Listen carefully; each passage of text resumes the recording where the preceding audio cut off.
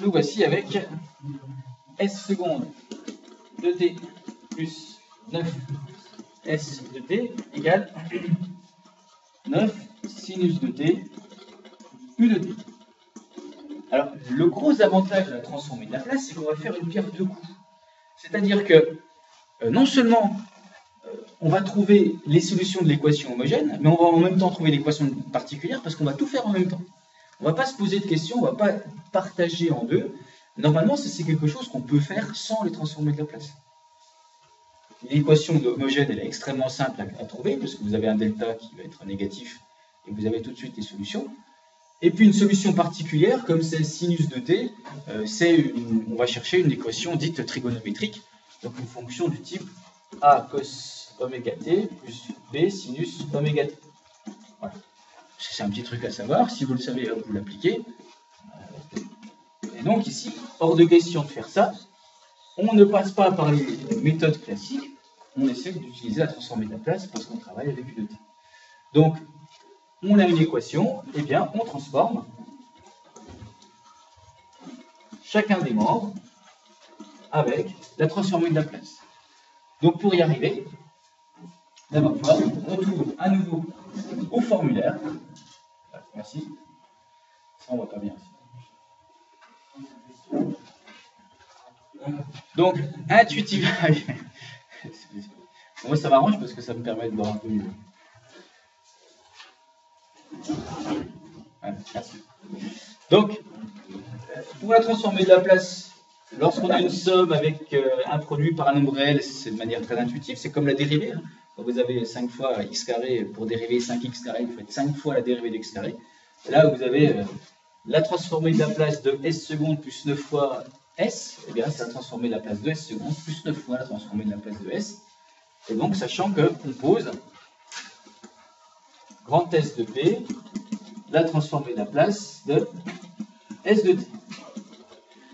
Alors, aucune question à voir, aucune théorie là-dedans.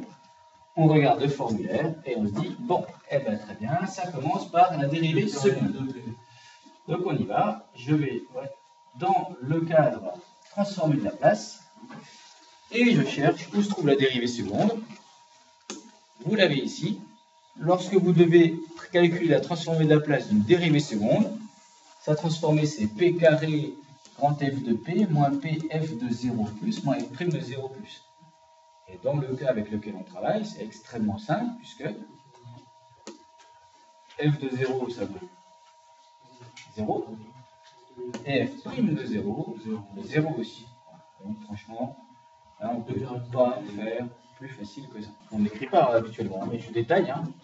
Donc ça veut dire que j'utilise la linéarité de la transformée de Laplace, la transformée de la dérivée seconde plus 9 fois la transformée de la fonction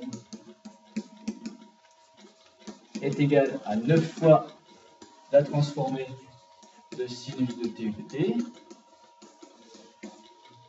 Et on applique le formulaire. P carré fois la transformée de S qu'on a appelé grand S, moins 0, puisque S de 0 plus et S' de 0 plus va tous les deux 0, plus 9 fois la transformée de S, donc on a dit qu'on l'appelait grand S de P, égale, et là on prend le formulaire, 9 fois transformée de sinus de t oméga t, enfin, sinus de t, U de t, ça nous fait voilà, oméga sur p carré plus oméga carré, comme oméga vaut 2, 9 fois 2 sur p carré plus 4. Donc, comme pour les transformés en z, c'est la même stratégie. On factorise par la transformée de la fonction qui nous intéresse. Grand S de p facteur de p carré plus 9 est égal à 18 sur p carré plus 4.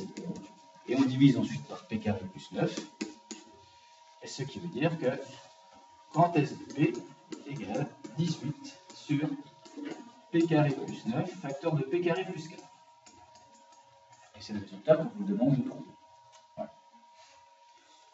Donc même stratégie avec les transformés en z, on a trouvé une expression de la transformée de Laplace, et par une recherche originale, on va trouver la fameuse fonction S qui se trouve à être eh bien, la solution de notre équation différentielle. Et voilà comment on aura résolu notre équation différentielle.